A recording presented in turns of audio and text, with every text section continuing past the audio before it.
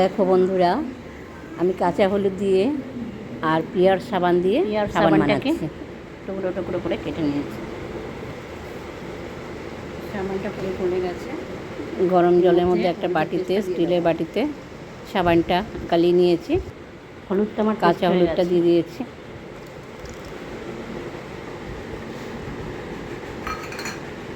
দু মিনিট মতন ফোটাবো।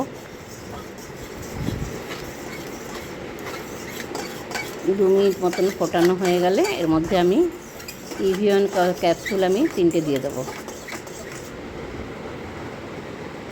এবার 3টে ইভিয়ন ক্যাপসুল হয়ে গেছে। এবার ঢেলে দেবো। আর এর মধ্যে আমি একটু চন্দন গুঁড়োও দিয়েছি,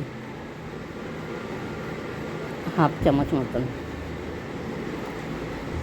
2.5 ঘন্টা পরে আমার সাবান তৈরি হয়ে গেছে।